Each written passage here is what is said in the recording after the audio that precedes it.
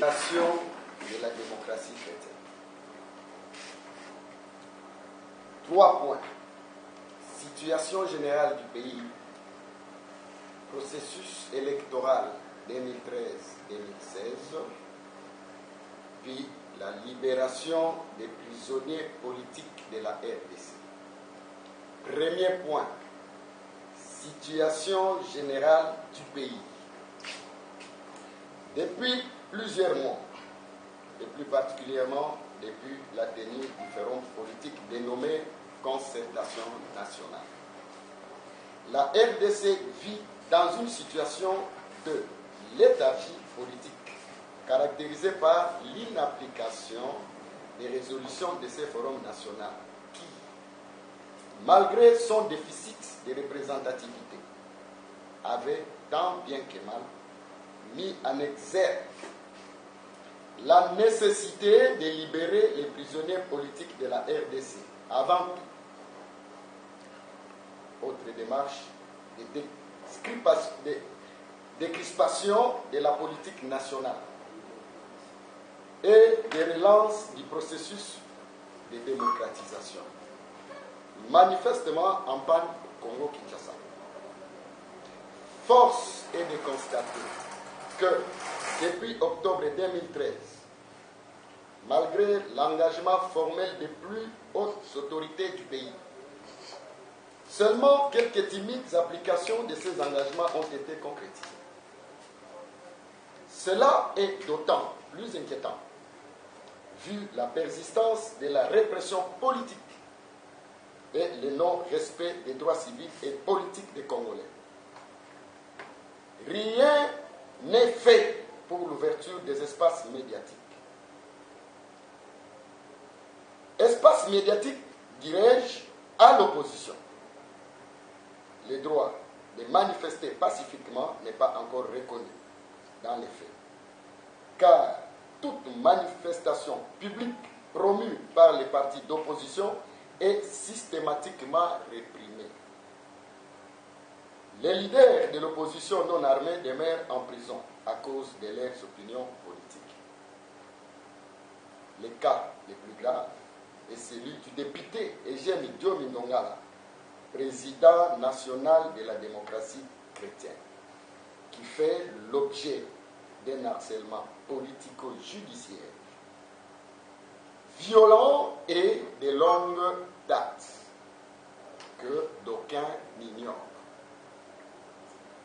Sur le plan économique, la prétendue croissance économique mise en exergue par l'exécutif en place afin de souligner sa performance économique entre guillemets est en réalité caractérisée par une stagnation interne particulièrement néfaste pour les Congolais qui ne bénéficient pas de ces prétendues performances macroéconomiques. Le vrai visage de l'économie congolaise est celui d'un pays où la corruption est endémique et où l'exploitation des ressources naturelles n'est ressentie ni sur le plan de l'accroissement des recettes budgétaires de l'État, ni en termes de création d'emplois, et encore moins en termes de PIB, produit intérieur brut, pro capita de la population congolaise. Sur le plan sécuritaire, malgré la défaite du mouvement M23 grâce à la mobilisation internationale et la mise en place d'une force d'intervention internationale, le rétablissement de l'autorité de l'État sur l'ensemble du territoire national n'est pas du tout un acquis. Surtout à cause du retard dans les réformes essentielles, toujours annoncées, mais jamais mises effectivement en place, concernant l'armée, la sécurité et l'administration publique. À ces propos, la démocratie chrétienne déplore particulièrement l'existence, à ce jour, en RDC, des services d'état civil numérique est effectivement opérationnel, capable de répondre à la nécessité d'identification nationale des Congolais. À ce jour, les citoyens congolais ne disposent pas de pièces d'identité. Et cela, entre parenthèses, vous allez vous rappeler depuis 1997. Mais de simples cartes d'électeurs dont la fiabilité n'est pas prouvée et dont la validité est temporaire. Également, il devrait être possible de modifier la loi électorale pour permettre aux Congolais résidant à l'étranger de voter dans les représentations diplomatiques de la RDC. Point numéro 2. Le processus électoral 2013-2016. La démocratie chrétienne s'est déjà prononcée publiquement sur les faiblesses étonnantes du calendrier électoral présenté par le président de la Commission électorale nationale indépendante. CENI en sigle, M.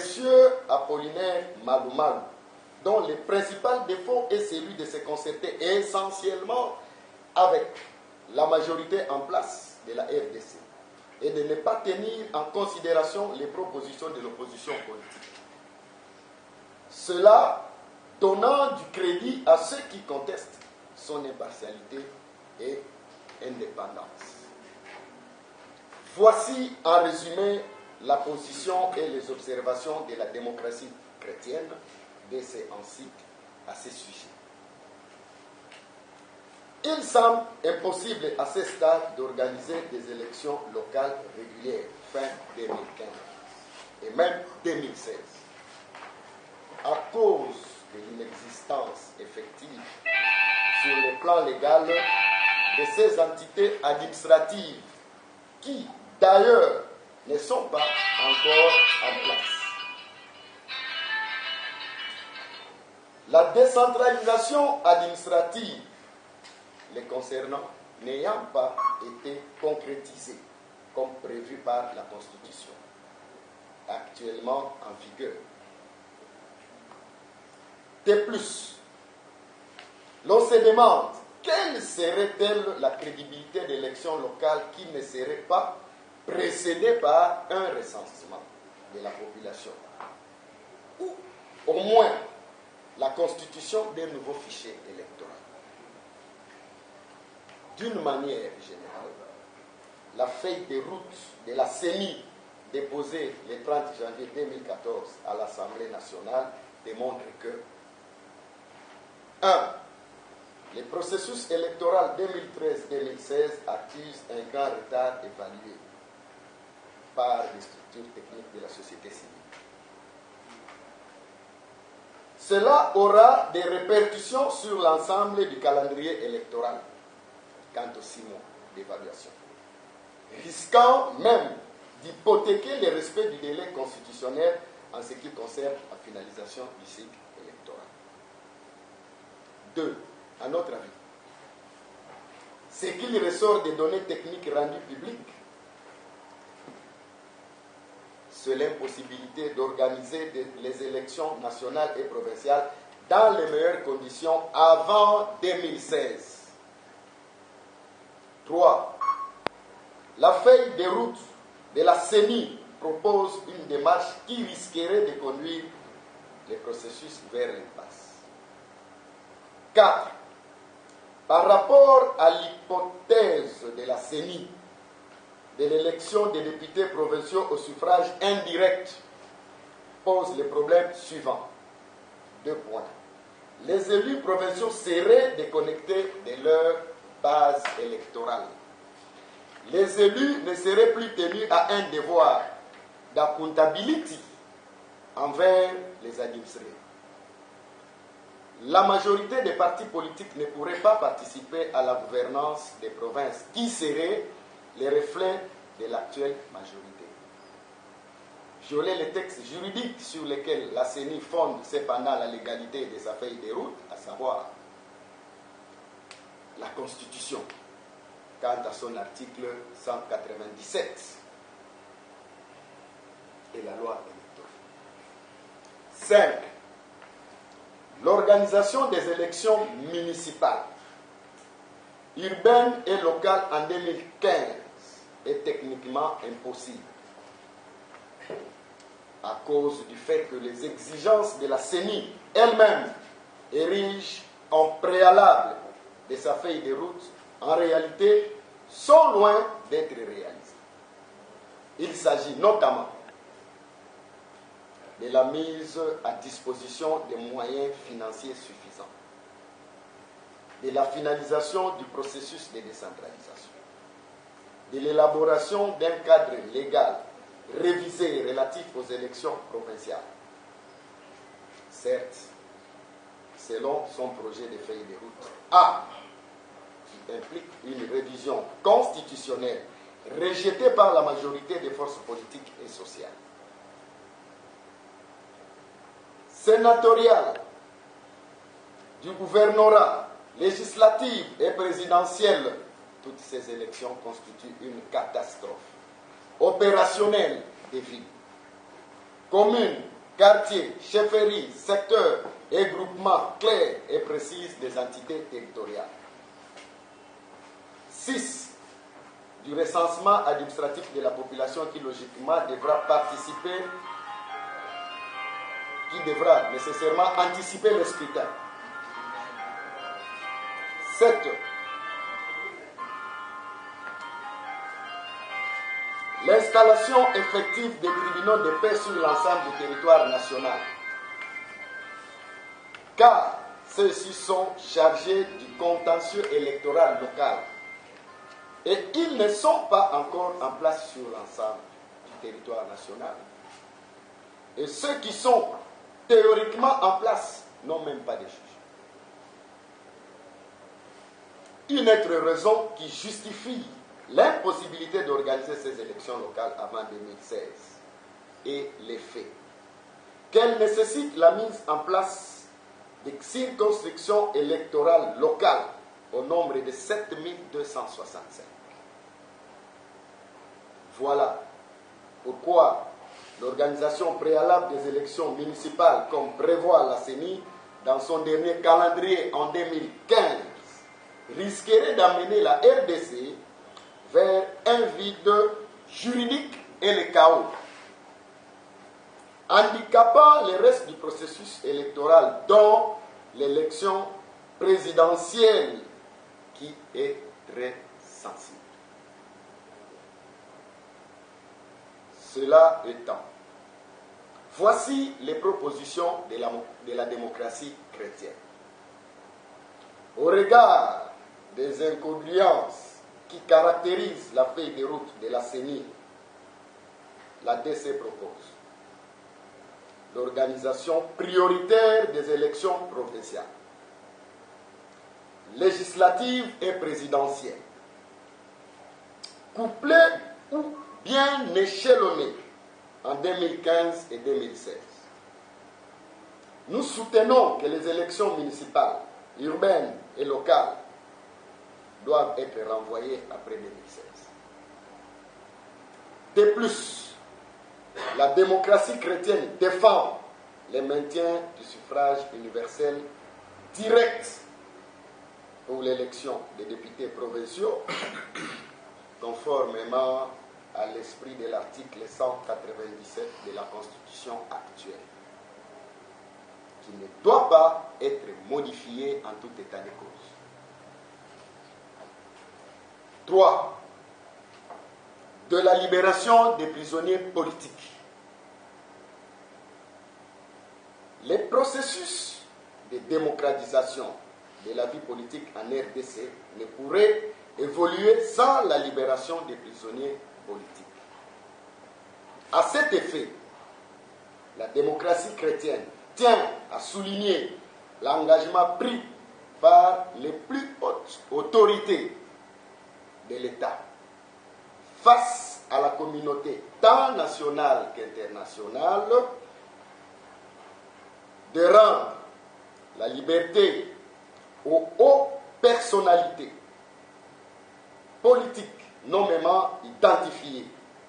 D'ailleurs, dans une résolution rendue publique des concertations nationales Malgré cela, rien n'a été fait pour donner application à cet engagement formel du régime Kabila et soutenu par consensus de tous les participants. Particulièrement scandaleux est l'harcèlement politique violent dont est victime la démocratie chrétienne en général et son président national en particulier. Il s'agit de l'honorable Eugène Diomi Ndongala, dont nous réclamons la libération immédiate et inconditionnelle. En effet, il serait illusoire de faire croire à une véritable relance des processus de démocratisation en RDC, comme demandé d'ailleurs par l'accord global d'Addis Abeba, sans la libération des prisonniers politiques encore incarcérés au Congo démocratique jusqu'à nos jours. À cet effet, la démocratie chrétienne demande aux envoyés spéciaux pour la région des Grands Lacs de déployer tous, parce qu'étant à Kinshasa pour le moment, les moyens diplomatiques dont ils disposent afin d'obtenir des responsables de la République démocratique du Congo la libération des prisonniers politiques, particulièrement ceux nommément identifiés par les résolutions des concertations nationales. Vérité et justice pour la République démocratique du Congo. Fait à Kinshasa le 3 juin 2014 pour le bureau politique, son secrétaire général. Merci beaucoup.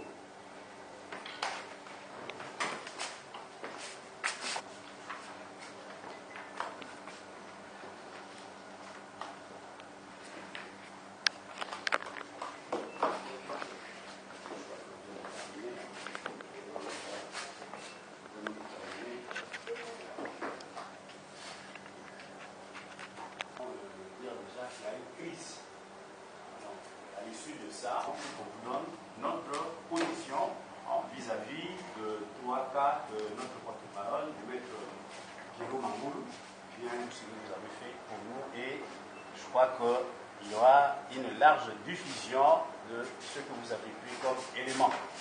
Merci beaucoup.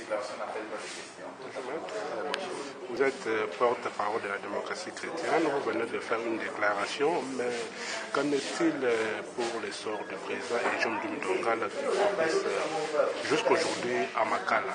Quelle est l'évolution de sa situation? Oui, c'est là où nous sommes en difficulté. Vous devez comprendre que notre président Eugène Diomi Ndongala est un prisonnier particulier, privé et permanent du président de la République. Ce n'est pas nous qui le disons, c'est ce qui se passe réellement. Nous venons de déclarer ici qu'on puisse les libérer maintenant et tout de suite. Parce que nous nous rendons compte que de ce côté-là, mon frère, nous pouvons fournir des efforts judiciaires. Quand un prisonnier est politique, il n'y a que seules les opinions dont nous demandons au niveau de l'État national et international puissent nous venir en aide. C'est pourquoi nous continuons à demander aux organismes, aux ambassades, à l'opinion tant nationale qu'internationale de tenter de peser sur les pouvoirs en place pour qu'on puisse les libérer. Parce que vous avez suivi une fois, un certain porte-parole a déclaré que le gouvernement avait payé de l'argent pour que l'on puisse l'examiner. Vous comprenez qu'il est malade et ces résultats ne sont jamais venus. Nous ne savons pas ces examens, on les avait passés où? Il continue à demeurer malade et en prison. On ne sait pas les libérer. C'est ça notre avis. Et votre avis pour vous, quel est pour vous votre dernier rempart? Parce que, juridiquement parlant, le dossier est clos. Logiquement parlant, le dossier n'est pas clos, mais il est prononcé en dernier ressort. Il y a toujours lieu, mais toujours est-il que c'est un prisonnier politique. Les judiciaires ne vaut pas. J'ai suivi un ancien président du Sénégal dire qu'avec des prisonniers politiques, ça ne sert même pas avec les judiciaires. Il est même avocat. Il faut des opinions. C'est pourquoi nous demandons aux opinions tant internationales que nationales, les ONG des droits de l'homme qui sont de l'intérieur tout comme de l'extérieur, de peser sur le président de la République afin d'obtenir sa libération. C'est ça notre avis. Ok, merci maître.